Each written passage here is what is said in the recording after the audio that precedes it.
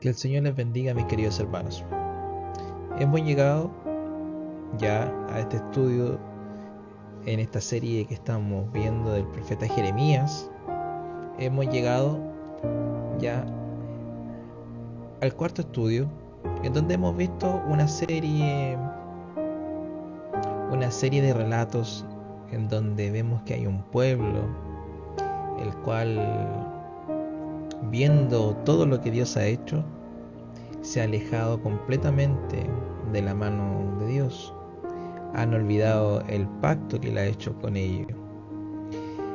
Este pueblo ha desestimado a aquel Dios que lo sacó de la esclavitud, aquel Dios que lo libró de llevar más de 400 años en Egipto, aquel Dios que los llevó al desierto, aquel Dios que les proveyó alimentos, que les dio la ley, que les indicó cómo relacionarse con Él, aquel Dios que le había prometido una tierra prometida, una tierra de la cual fluiría leche y miel, una tierra en la cual este pueblo entró gloriosamente, donde no había nadie que le hiciera afrenta. Mientras Dios estaba con ellos, este pueblo era un pueblo completamente bendecido, era un pueblo el cual estaba prosperando. Vivió grandes momentos, pero desafortunadamente con el tiempo se fueron olvidando lo más importante de su Dios y dieron paso a otros dioses, a otras costumbres, a otras creencias. Y es en esta parte de la historia en donde aparece el profeta Jeremías, un joven muchacho al cual Dios recluta, lo capacita. Jeremías, con muchas dudas, toma este trabajo. Lo vimos en capítulos anteriores. Dios le dice que a él lo requiere con firmeza, que lo requiere con valor, que requiere una persona que pregone, ¿cierto?, su palabra, que tenga el valor, porque desde el inicio Dios sabía que había un pueblo que no iba a escuchar. Dios sabía que había un pueblo que estaba reticente. Y en los capítulos que ya hemos estudiado, nos hemos dado cuenta que Jeremías, incluso sus propios pares, planeaban matarle si seguía en esta condición de predicar este evangelio, el cual desarmaba la estructura, predicar esta palabra, la cual desarmaba la rutina. Vemos que el pueblo tenía la confianza puesta en otras cosas, en otros dioses. Tenían puesta la confianza en el templo. Daban por hecho que como el templo era un lugar en donde habitaba Dios, eso los iba a hacer indestructibles. Y aquel mensaje que estaba llevando Jeremías, el cual indicaba que desde el norte vendría, cierto, la destrucción del pueblo como juicio del Señor. Sin embargo, este pueblo no era lo que quería escuchar y prestaba oído a otros profetas, los cuales indicaban que todo iba a estar bien, los cuales indicaban que nada sucedería. A ellos le hacían caso, iban en busca de otros dioses. En el mismo templo del Señor se prestaba para otras prácticas, para rituales para otros dioses. ¿Por qué? Porque tenían menor exigencia. Por lo tanto, el pueblo podría ir, hacer su sacrificio y simplemente continuar en su conducta. Pero todo esto que hemos ido viendo desde los primeros capítulos hasta acá, vemos a un Jeremías predicando, un Jeremías hablando en nombre del Señor. Pero hoy vamos a llegar a una sección que tiene por nombre el corazón engañoso. Y es una sección muy interesante, muy particular, porque hay un diálogo de preguntas y respuestas, de preguntas de Jeremías hacia Dios y de respuestas de Dios hacia Jeremías. Es algo tremendo, porque nos muestra la forma en que Dios sí se relaciona con los suyos. Nos muestra la forma en cómo Dios les habla a su pueblo, ¿cierto? A alguien que está en comunión y en obediencia. Así que, sin mayor preámbulo, vamos a avanzar. El contexto en el que nosotros estudiaremos el día de hoy se encuentra entre el capítulo 14 y el capítulo 17, versículo 18. El versículo clave es capítulo 17, versículos 9 y 10, que en la versión NBI dice: no hay nada tan engañoso como el corazón, no tiene remedio. ¿Quién puede comprenderlo? Yo, el Señor, sondeo el corazón y examino los pensamientos, para darles a cada uno según sus acciones y según el fruto de sus obras. Qué bonito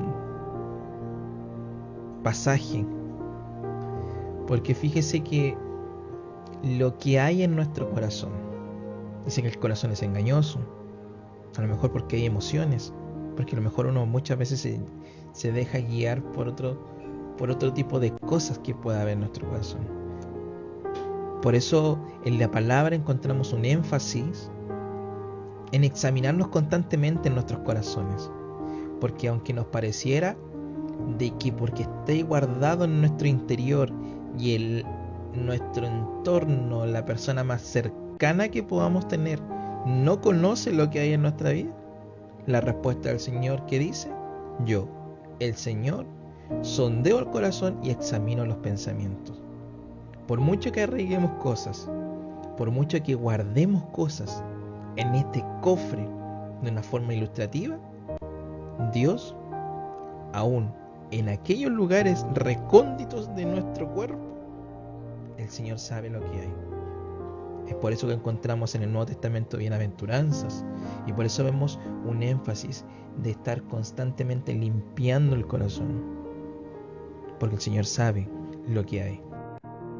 La verdad central de este estudio es que Dios examina el corazón del hombre y le retribuye conforme a sus obras.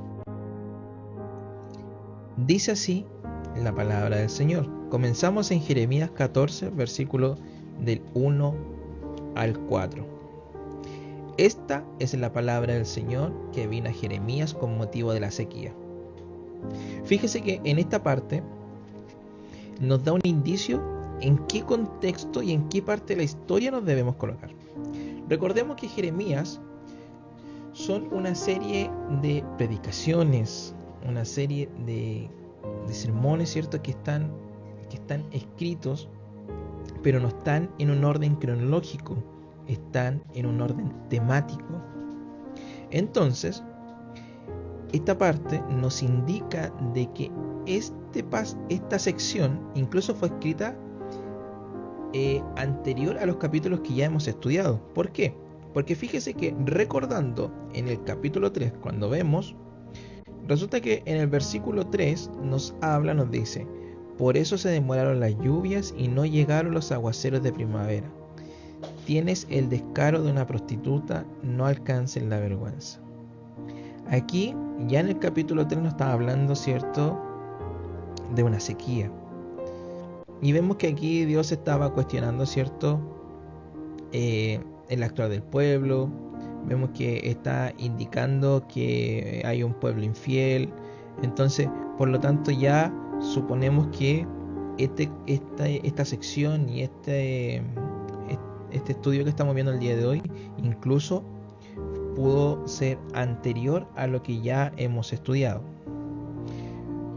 Pero continuemos con la lectura. Dice: Judá está de luto y sus ciudades desfallecen.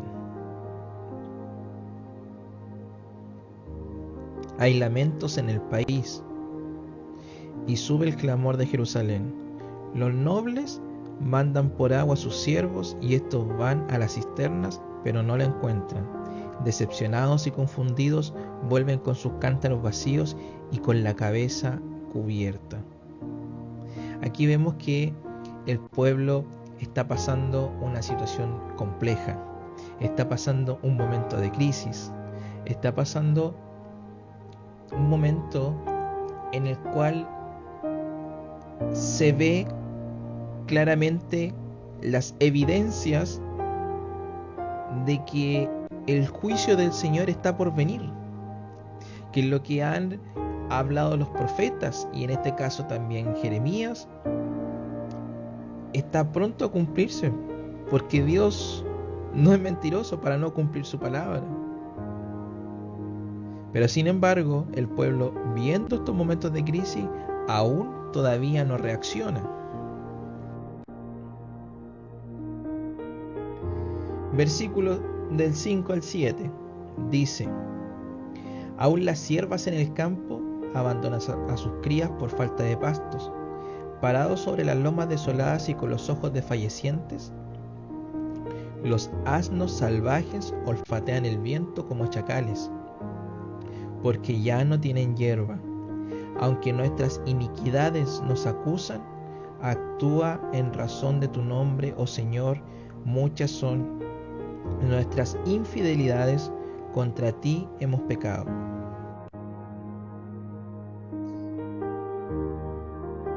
Como les decía, el pueblo ha pecado, el pueblo se ha olvidado del Señor, ha olvidado su pacto, las nuevas generaciones, y hay una generación que no conoce del Dios que los libró de Egipto, que no conoce al Dios que les dio la ley, que no conoce al Dios del cual los sacerdotes hablan, ¿cierto?, de la Torá. Completamente desvirtuada en la visión. Y fíjense lo que continúa en los siguientes versículos: tu esperanza y salvación de Israel en momentos de angustia. ¿Por qué actúas en nuestra tierra como un extraño, como un viajero que solo pasa la noche? ¿Por qué te comportas como un hombre tomado por sorpresa, como un guerrero impotente para salvar? Señor, tú estás en medio de nosotros y se nos llama por tu nombre, no nos abandones. Fíjese lo interesante de esta parte, porque Jeremías, aparte de ser profeta, él también es hombre y no deja de serlo. Por lo tanto, es natural e inevitable de que muchas veces por su corazón y su mente pasen pensamientos los cuales, si le presta atención, les puede generar dudas, le puede generar desconfianza, le puede generar incertidumbre. Eso pasa muchas veces, y a nosotros en el día de hoy, en nuestra actualidad, nos pasa más de lo que debería. Porque cuando colocamos la esperanza y la visión en nosotros, en los hombres y en las capacidades humanas, nos desesperamos. Pero fíjense que aquí hay una actitud la cual muchas veces nosotros las tenemos. Aquí le están preguntando al Señor: ¿por qué te comportas como un hombre tomado por sorpresa, como un guerrero impotente para salvar? Aquí lo vemos que es una actitud humana, es una actitud de personas que han alejado su corazón del Señor, el cuestionar al Señor, ¿por qué actúa de una manera? Pero nosotros que ya hemos estudiado y hemos ido viendo las motivaciones del pueblo, viendo cómo se ha comportado, ya tenemos claro que las cosas que están sucediendo son por la desobediencia de ellos mismos y son consecuencia de sus propios actos. Por lo tanto, este tipo de actitudes para los hijos de Dios hoy en día, para nosotros como cristianos, no debe ser la misma de cuestionar el actuar del Señor. Porque nosotros sabemos que Dios siempre actúa por amor. Porque en medio de este juicio inminente que se viene sobre su pueblo, aún envía a hombres como Jeremías para que aquellos que se quieran arrepentir y busquen justicia, les sea otorgado. Les sea otorgado el perdón, les sea otorgado la restauración, les sea dada paz en sus corazones, siempre y cuando se obedezca al Señor, como lo dice en Jeremías capítulo 7.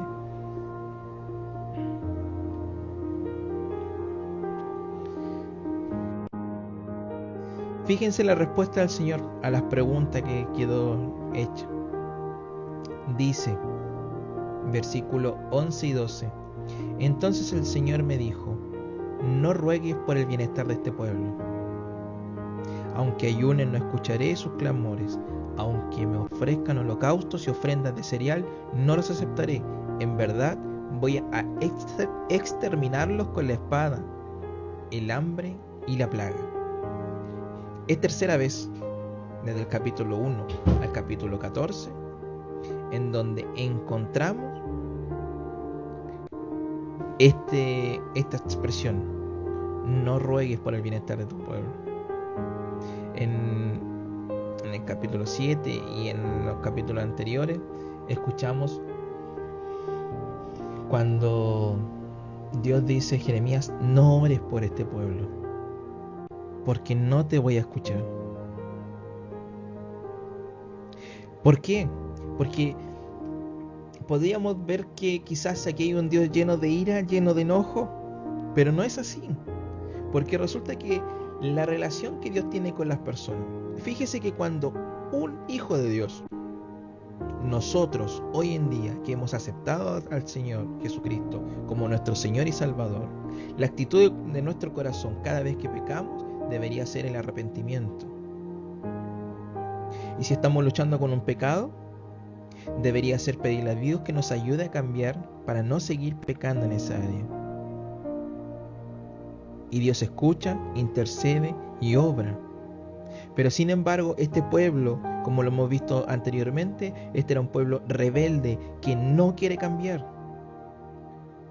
Un pueblo que simplemente cuando estaba en apuros se acordaba de su Señor, pero cuando recibía las bendiciones le daba la gracia a otros dioses y ahí iban detrás de ellos.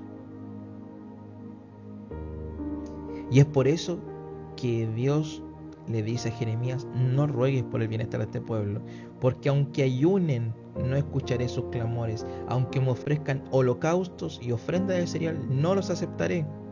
¿Por qué? Porque son simplemente actitudes, experiencias corporales, pero no hay un arrepentimiento genuino de su corazón. Es por eso que cuando vemos anteriormente, Dios les dice: quiero que se circunciden, pero que circunciden el corazón. Que haya un cambio real, un cambio genuino en su interior. Fíjense que en el versículo 13 y 14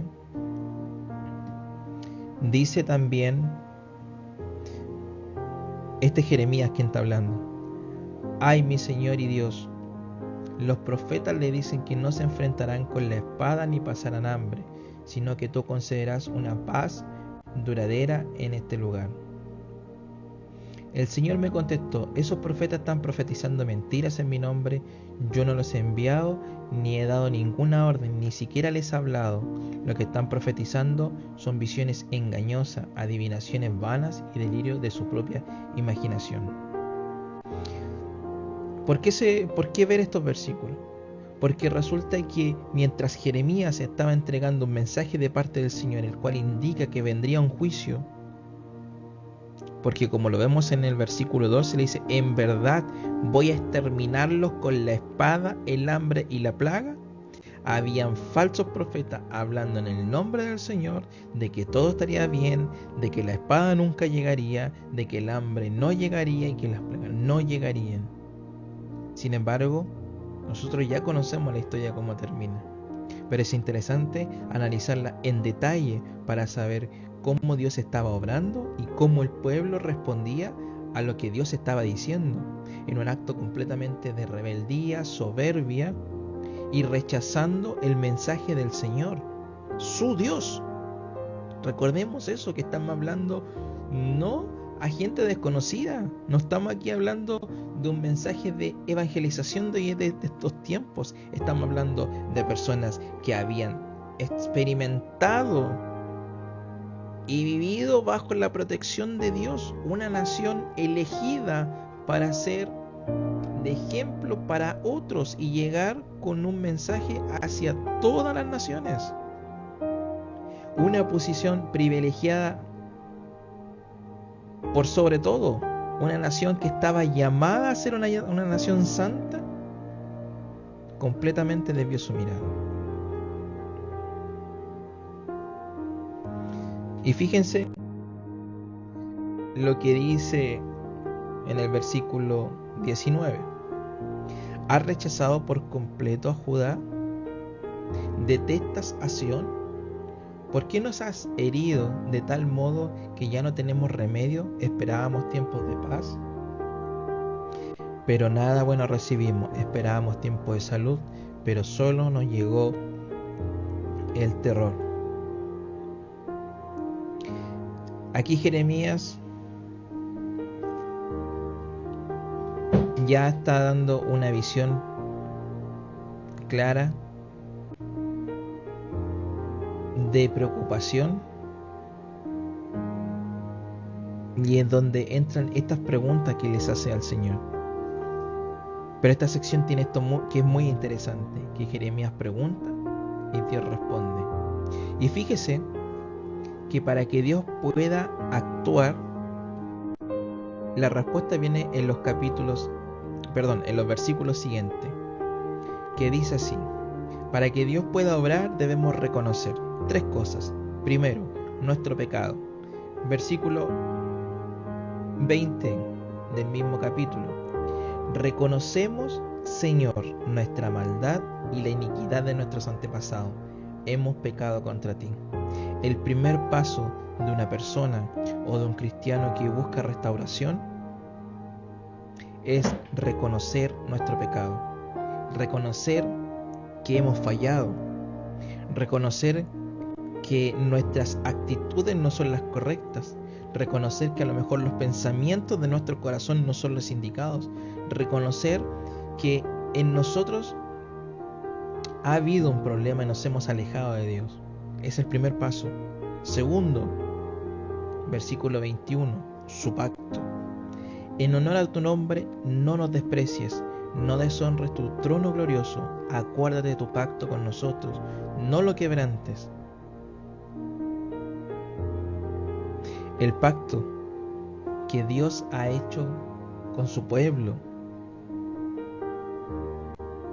que lo vemos en los capítulos anteriores, en el capítulo 7, versículo 23, Dios les dice: si escuchan mis palabras y la obedecen, la versión NBI dice: obedézcanme.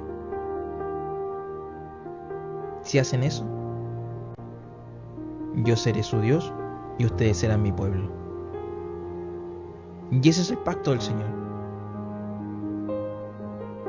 Pero el pueblo olvidaba completamente ese pacto y se entregó a otros dioses. Tercero, ¿qué es Dios? Versículo 22. ¿Acaso hay entre los ídolos falsos alguno que pueda hacer llover? ¿Pueden los cielos solos dar lluvia? Solo tú, Señor y Dios nuestro, puedes hacer todas estas cosas, porque por eso nuestra esperanza está en ti. Solo Dios tiene el poder para transformar. Solo Dios tiene el poder para cambiar las situaciones. Solo Dios puede obrar en la vida de una persona, impactándola a tal punto que puede tornar una vuelta en 180 grados. Pero simplemente es Dios y nadie más. Es así como llegamos al capítulo 15, en este diálogo del Señor. Y fíjese lo que sucede aquí. Jeremías dice: el Señor me dijo, aunque Moisés y Samuel se presentaran ante mí, no tendría compasión de este pueblo. Échalos de mi presencia, que se vayan. Y si te preguntan ¿a dónde iremos?, entonces responderás que así dice el Señor: los destinados a la muerte, los destinados a la espada, los destinados al hambre, los destinados al cautiverio. ¿Por qué se nombra a Moisés y Samuel?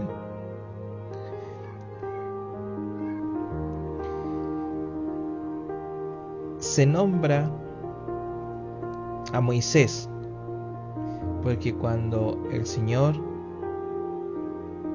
iba a hacer juicio sobre el pueblo, ¿cierto?, Moisés intercede. ¿Y por qué a Samuel? Porque si bien los relatos bíblicos nos hablan de que la presencia, el Espíritu de Dios se había retirado del rey Saúl, Dios jamás dejó de hablarle a Samuel. Samuel puede haber cometido algunos errores con sus hijos, sí, claro que sí.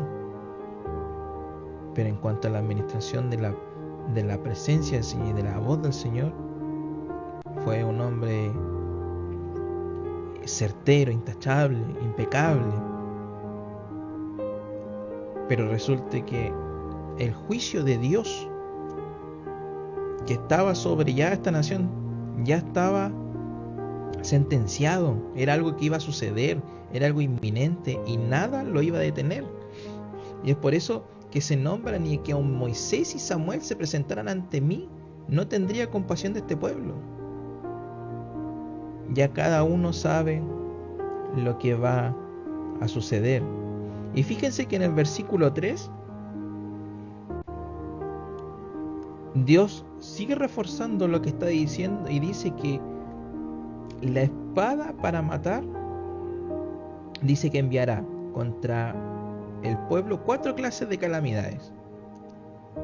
La espada para matar, o sea que el pueblo iba a tener que pelear con personas que definitivamente eran hombres que iban a arrasar con lo que viniera. Los perros para destrozar, como si fuera poco, la espada de muerte que iba a traer muchas muertes indiscriminadamente. Llegarían perros para seguir destrozando. Y si eso fuera poco, las aves del cielo para devorar. Y si aún fuera muy poco, las bestias de la tierra para destruir. Todos estos símbolos nos hablan de un juicio inminente.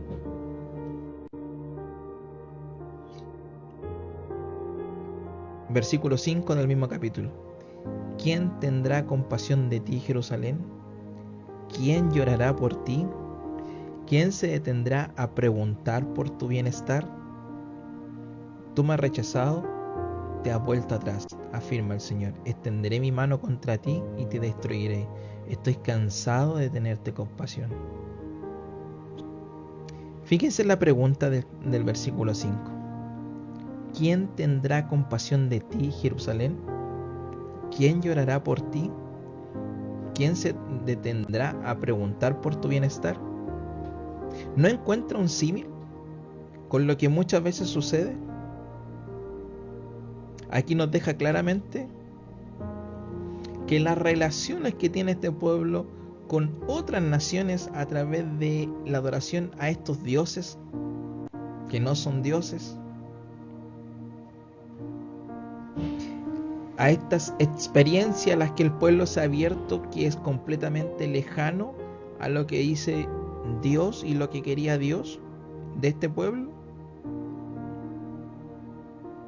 Hay un dicho popular que dice que mientras hay recursos, hay harta gente, hay hartos amigos, entre comillas. Pero cuando los recursos se acaban, cuando los problemas llegan, es muy paradójico, pero ahí no hay nadie. Por eso dicen algunos que en las malas donde realmente se ven los verdaderos amigos. Y fíjense que en esta situación mala que está enfrentando este pueblo, quien está aún con ellos solamente es Dios.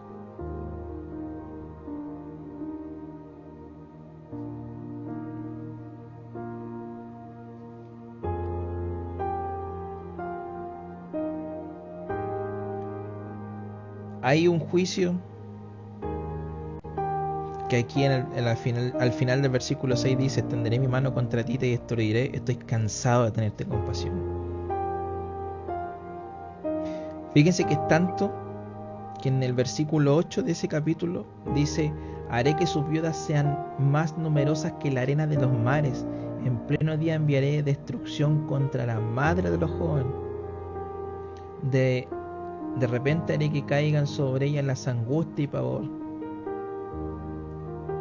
Por este enfrentamiento, por este pueblo que va a venir, los jóvenes van a tener que salir a pelear y todos morirán.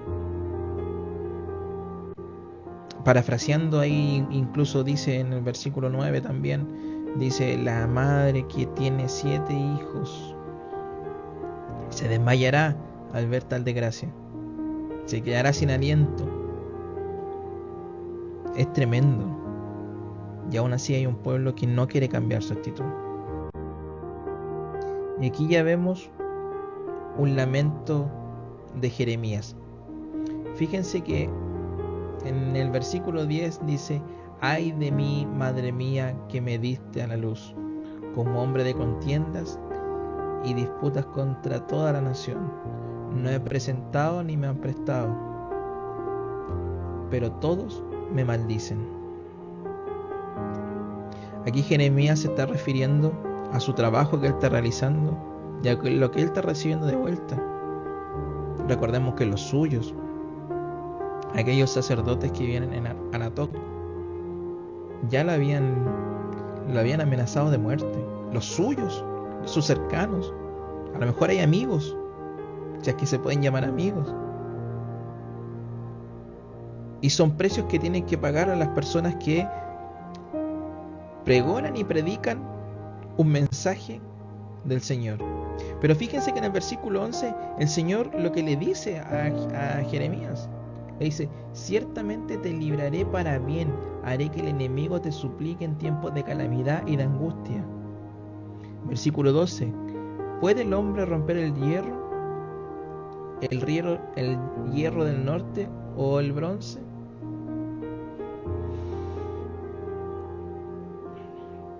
Dios le está dando respaldo a Jeremías. Versículo 15: tú comprendes, Señor, acuérdate de mí y cuídame.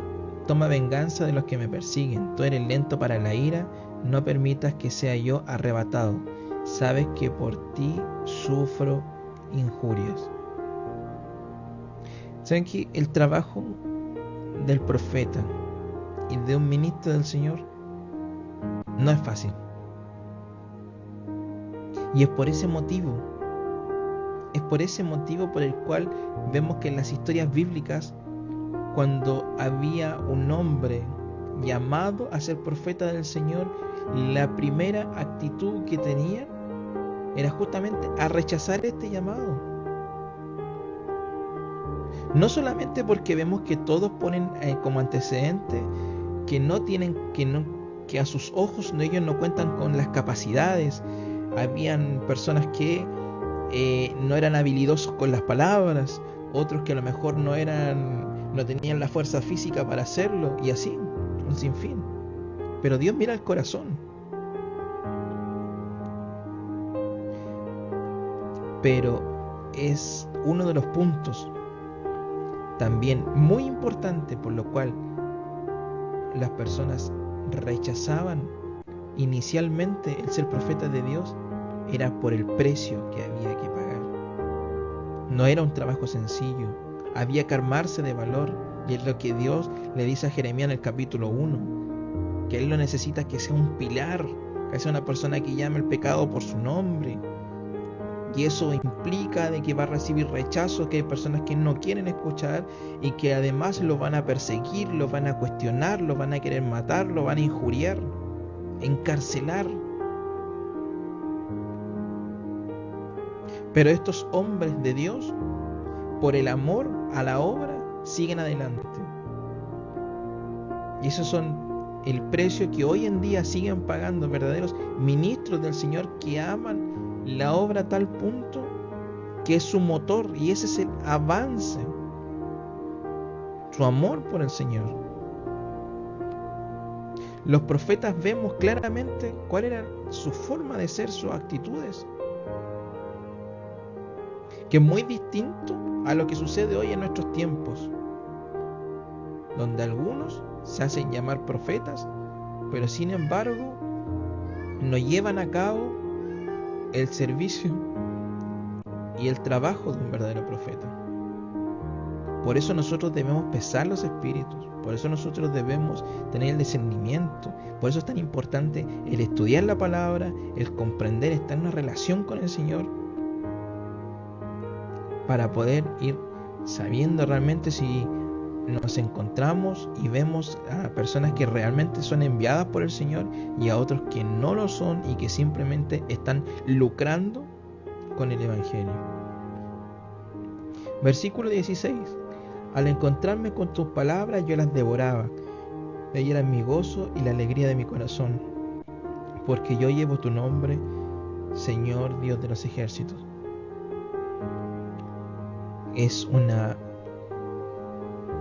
un versículo poético del cual Jeremías le dice al Señor cómo él disfrutaba la lectura de su palabra, cómo él lo recibía con gozo en su corazón, la alegría que debería ser lo mismo que deberíamos sentir nosotros al leer la palabra del Señor, disfrutarla, gozarla, vivirla, sentirla. Y si hasta aquí habíamos visto simplemente calamidades, habíamos visto simplemente juicio de parte del Señor, fíjese en la respuesta y lo que le dice el Señor a Jeremías.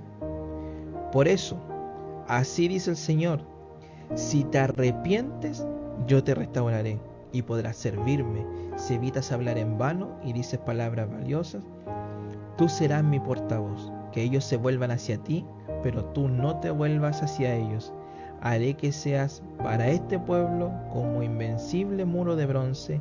Pelearán contra ti, pero no te podrán vencer, porque yo estoy contigo para salvarte y librarte, afirma el Señor. Qué tremendo. Aquí hay un golpe de ánimo, un respaldo a Jeremías de parte de Dios.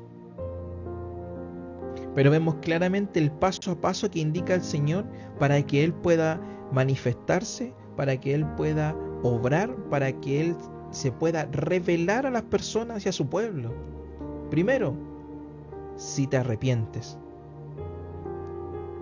Debe haber una experiencia en la cual en nosotros cambie algo, en lo cual nosotros nos haga un clic en nuestras conciencias y nos demos cuenta que estamos equivocados y que debemos presentarnos delante del Señor en un arrepentimiento genuino, porque es ahí donde el Señor restaurará.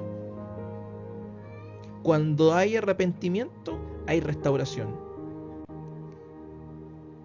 Y cuando hay restauración, cuando el Señor obra, cuando el Señor limpia, cuando sella heridas, cuando sana conciencia, cuando limpia corazones, cuando el Señor obra en una familia completa, es cuando la persona está lista y podrá servir. Podrá servir, dice. ¿Por qué?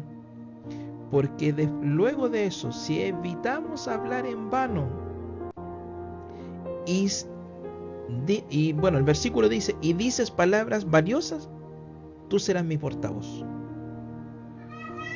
Palabras valiosas. ¿Qué son las palabras valiosas? Es la palabra del Señor. No es palabrería barata. No es algo que se me ocurrió. No son mensajes de ir y pacta con el Señor. No. Aquí vemos que hay un mensaje de juicio, que hay un juicio inminente, pero sin embargo, la palabra valiosa es que Dios está enviando a un hombre. ¿Para qué? Para brindar la oportunidad a aquellos que se quieran arrepentir para recibir la misericordia del Señor. ¡Qué tremendo! ¡Qué tremendo! Y es el mismo mensaje que nosotros tenemos hoy, y tenemos una responsabilidad como hijos de Dios de llevar el mensaje, de indicar de que Dios envió a su Hijo Jesucristo para que muriera en la cruz por el pecado de todos nosotros. ¿Para qué? Para que todo lo que aquel crea en su nombre sea salvo y pueda conocer de nuestro Dios. Qué tremendo, mis queridos hermanos. Aquí hay un mensaje de esperanza. Además, hay una instrucción clara, que ellos se vuelvan hacia ti, pero tú no te vuelvas hacia ellos, Jeremías. Tú no cambies. Tú no debes irte con el mundo. Tú no debes adoptar sus prácticas. Tú debes entregar la palabra valiosa y que ellos se vuelvan hacia ti. Además, fíjense algo muy importante. Dios no le dice a Jeremías que los problemas se acabarán. Dios no le dice a Jeremías que las enfermedades no vendrán. Dios no le dice a Jeremías de que la fatiga y el cansancio jamás llegaría a su vida. Dios le dice a Jeremías: pelearán contra ti. Pelearán contra ti. Hay un conflicto, hay un enfrentamiento, hay una discusión, hay una injuria, hay un cansancio, hay un agotamiento. Eso va a llegar y va a seguir llegando, y en nuestros tiempos seguirá llegando.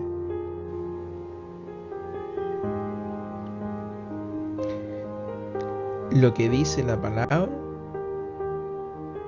es que no lo podrán vencer. ¿Por qué? Porque el Señor estará con nosotros.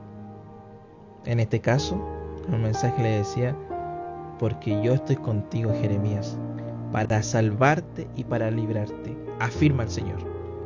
Qué tremendo. Y eso es un mensaje que nosotros debemos tener claro en nuestros tiempos. Capítulo 16. Instrucciones de parte de Dios para Jeremías. La palabra del Señor vino a mí y me dijo: no te cases ni tengas hijos ni hijas en este lugar. Lo que el Señor le está indicando no es que Jeremías sea, por ejemplo, lo que es equivalente en nuestros tiempos a un sacerdote que guarde votos de castidad. Lo que le está diciendo el Señor, le está indicando a Jeremías: la destrucción viene. No hagas descendencia aquí, porque si no sufrirás las consecuencias. Fíjense que en el versículo 4 dice que las personas en aquel lugar morirán de enfermedades horribles. Nadie llorará por ellos ni los sepultará. Se quedarán sobre la faz de la tierra como el estiércol. La espada y el hambre acabarán con ellos, y sus cadáveres servirán de alimento para las aves del cielo y las bestias de la tierra. Es por eso que el Señor le da esta instrucción a Jeremías. Versículo 5. Así es el Señor: no entres en una casa donde estén de luto, ni vayas a llorar, ni los consueles, porque a este pueblo le he retirado mi paz, mi gran amor y mi compasión, afirma el Señor. Resulta que el juicio del Señor vendría sobre las personas, vendría por los motivos que vimos anteriormente. Y Dios, cuando le está dando esta instrucción que no entren, finalmente es para graficar y demostrar de que lo que está sucediendo es parte de las consecuencias de su rebeldía y su desobediencia.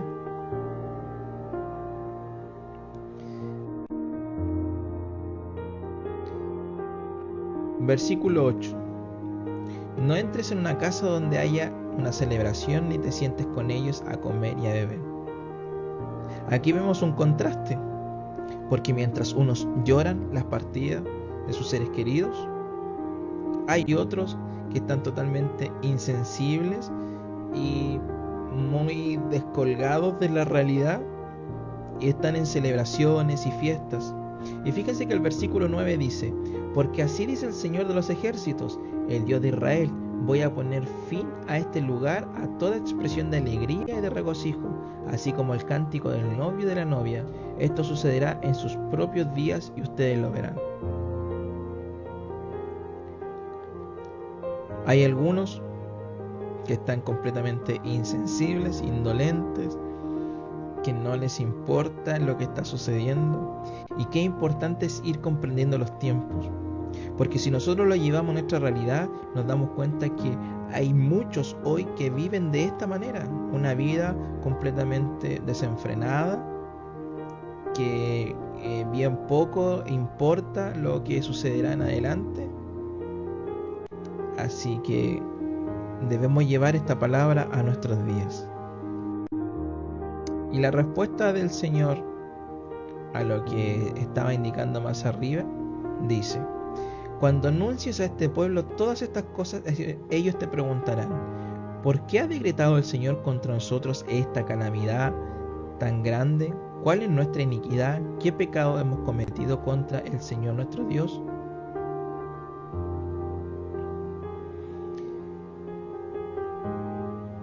Resulta que, al igual que hace un tiempo más atrás lo vimos en este estudio, ¿no le parece que hay un símil con la realidad? De que algunos dicen: ¿por qué me pasa esto a mí? Si yo soy buena persona, yo no soy malo con nadie, si yo no le hago mal a nadie, simplemente vivo mi vida y nada más. Aquí estaban cuestionando al Señor. ¿Por qué ha decretado el Señor contra nosotros esta calamidad? ¿Cuál es nuestra iniquidad? Estaba su vista tan nublada que ni siquiera veían cuáles son sus pecados, cuáles son sus fallas. Y aún en estos tiempos, personas que no conocen al Señor, que no han aceptado al Señor, se atreven a cuestionar cuando pasan situaciones que ¿por qué el Señor ha hecho esto? ¿O dónde está Dios que no obra? Y esto es simplemente la respuesta, es porque este pueblo se ha alejado del Señor, le ha desobedecido simplemente, han faltado a la ley que le entregó el Señor. Y en estos tiempos nosotros de gracia muchas veces también nos confundimos, porque nos olvidamos que con la venida de Jesucristo y Él al resucitar, a estar a la diestra del Padre, luego Él se ha convertido en nuestro abogado delante de Dios. Es por eso que nosotros no vemos este tipo de juicios hoy en día en la tierra, porque se nos olvida de que Jesucristo está abogando por cada uno de nosotros cada vez que fallamos. Y hemos normalizado tanto algunos pecados que ya los pasamos por alto. Y es por eso que este pasaje y este libro de Jeremías nos llama a un autoexamen, nos llama a ver lo que hay en nuestro corazón, a limpiar nuestros corazones, a obedecer la palabra del Señor, a hablar el pecado por su nombre, a ser hombres firmes, a mujeres firmes que hablen un mensaje verdadero de parte del Señor. Es esa nuestra labor en estos tiempos. Es por eso que es tan importante. Versículo 19 del mismo capítulo. Aquí vemos una oración de Jeremías. Señor, fuerza y fortaleza mía, mi refugio en el día de la angustia. Desde los confines de la tierra vendrán a ti las naciones y dirán: solo mentira heredaron nuestros antepasados, ídolos inútiles que no sirven para nada. Aquí Jeremías, él ya entiende completamente que depende del Señor, y este versículo debería quedar grabado en nuestros corazones. Señor, fuerza y fortaleza mía, mi refugio en el día de la angustia. Eso es el Señor, mis hermanos. Eso es el Señor en nuestras vidas. Es nuestro Dios, en nuestra fuerza y nuestra fortaleza. Además, nuestro refugio en el día de la angustia. Ese es Dios, ese es nuestro Dios.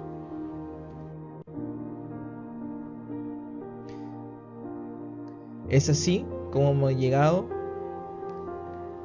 al capítulo 17 de este estudio, en donde ya vamos terminando esta sección.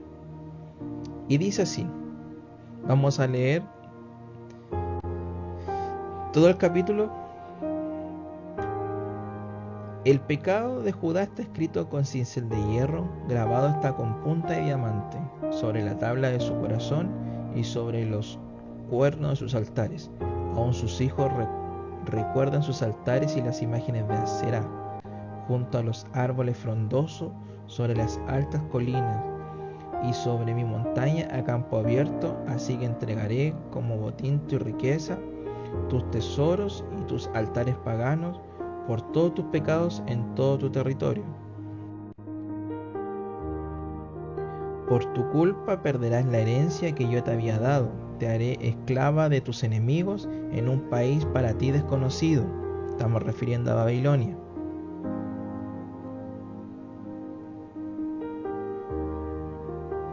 Porque has encendido mi ira, la cual se mantendrá ardiendo para siempre. Así dice el Señor: maldito aquel que confía en los hombres, que se apoya en fuerzas humanas y aparta su corazón del Señor. Aquí Dios está indicando una condenación clara. En otras versiones vemos que dice: maldito el hombre que confía en el hombre. Pero Dios lo que está indicando es que es un error garrafal confiar en el hombre, poner nuestra confianza en instituciones, en política, todo lo que tenga que ver con la humanidad. Una mirada o una confianza puesta en un lugar donde no sea el Señor es una decisión equivocada. Eso es el resumen. Es una decisión completamente equivocada. Versículo 6 en adelante, hasta el 8. Será como una zarza en el desierto, no se dará cuenta cuando llegue el bien. Morará en la sequedad del desierto, en tierras de sal donde nadie habita. Y fíjense lo que dicen estos próximos dos versículos. Bendito el hombre que confía en el Señor y pone su confianza en Él. Será como un árbol plantado junto al agua que extiende sus raíces hacia la corriente. No teme que llegue el calor y sus hojas están siempre verdes. En época de sequía no se angustia y nunca dejará de dar fruto. Esto es lo mismo que dice el Salmo 1. Porque fíjense lo que dicen: bendito el hombre que confía en el Señor. Claramente, esto va en el contraste del versículo anterior. ¿Cómo compara el Señor a un hombre que confía en Él? Como un árbol plantado junto al agua, que se extiende sus raíces en las corrientes. No teme que llegue el calor, sus hojas siempre están siempre verdes. Una persona que confía en el Señor está en una posición inmejorable. Jamás deja de dar fruto.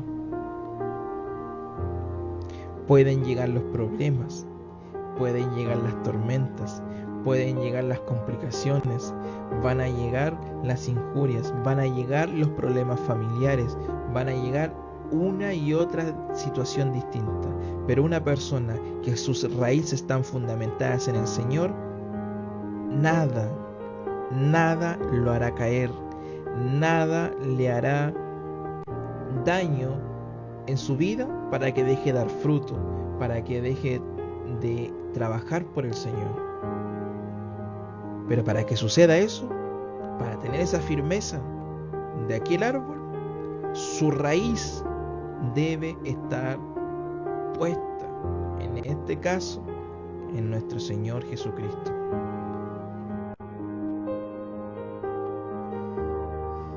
Versículo 9. Nada hay tan engañoso como el corazón, no tiene remedio. ¿Quién puede comprenderlo? Yo, el Señor, sondeo el corazón y examino los pensamientos para darle a cada uno según sus acciones y según el fruto de sus obras. El que acapara riquezas injustas es como una perdiz que empolla huevos que no puso. En la mitad de la vida las perderá y al final se mostrará como un insensato. Trono glorioso exaltado desde el principio es el lugar de nuestro santuario. Señor, tú eres la esperanza de Israel. Todo el que te abandona quedará avergonzado, el que se aparta de ti quedará como algo escrito en el polvo, porque abandonó al Señor fuentes de aguas vivas. Sáname, Señor, y seré sanado. Sálvame y seré salvo, porque tú eres mi alabanza. No falta quien me pregunte, ¿dónde está la palabra del Señor? Que se cumpla ya. Aquí nos deja en claro a aquellos temerarios que incluso nosotros nos encontramos el día de hoy, que desafían al Señor. ¿Y dónde está el Señor? Eso le están indicando a Jeremías. ¿Dónde está? Aquel que va a dar el juicio, que obre ya, a ver si es así. En aquel tiempo habían personas que se atrevían a desafiar al Señor y lo vieron. Esa generación lo vio, lo sufrió, lo lloró, estuvieron en cautiverio. Otros no vivieron para contarlo. Y en nuestros tiempos hay personas igualmente temerarias que conocen del Señor, que han visto sus bendiciones, que han visto la prosperidad del Señor, como Dios obra, como Dios sana, como Dios es fiel a su palabra, y sin embargo se atreven a desafiarlo. Mis queridos hermanos, es muy importante entender en los tiempos, es muy importante entender el tiempo del Señor, porque su venida está cerca. No son palabras repetidas y no son palabras para generar susto, porque el llamado a los hijos de Dios es a estar a cuenta con Él y cumplir con lo que Él nos demanda. Debemos presentar el mensaje de salvación. Esa es nuestra labor simplemente. Pero no seamos igual de temerarios que estas personas. Versículo 16. Pero yo no me he apresurado a abandonarte y dejar de ser tu pastor. Tampoco he deseado que venga el día de la calamidad. Tú bien sabes lo que he dicho, pues lo dije en tu presencia. No seas para mí un motivo de terror. Tú eres mi refugio en tiempos de calamidad. Versículo 18. No me pongas a mí en vergüenza, avergüénzalo a ellos. No me llenes de terror a mí, aterrorízalo a ellos. Envíales tiempo de calamidad, destrózalos y vuelve a destrozarlos. Finalmente, en esta parte y el último versículo de esta sección, habla sobre que Jeremías le pide al Señor que ante estos cuestionamientos, ante estas personas temerarias, Dios no lo dejara en vergüenza. Pero estas son inquietudes desde la humanidad de Jeremías, porque sabemos que Dios es fiel a su palabra, es un Dios justo, es un Dios lleno de amor, pero por sobre todas las cosas es es un Dios el cual siempre actúa en base a su voluntad para con su pueblo.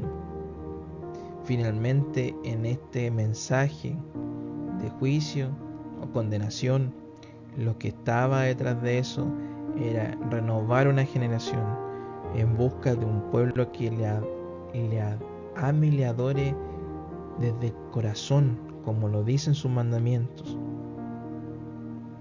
Tomemos nosotros la visión de esta experiencia, la visión de estos pasajes, la realidad de lo que sucedió con este pueblo, y no repitamos la historia. No seamos el pueblo rebelde, seamos el profeta con valor. Mis queridos hermanos, que Dios les bendiga. Espero que haya sido un tiempo de bendición. Cada uno tome su porción y que Dios nos ayude a día tras día y fortaleciéndonos e ir nosotros teniendo una relación genuina con Dios. Examinemos nuestros corazones, examinemos nuestras vidas constantemente, veamos qué es lo que hay. Recuerde que el Señor lo ve. El Señor ve lo que hay en su corazón. Que Dios le bendiga.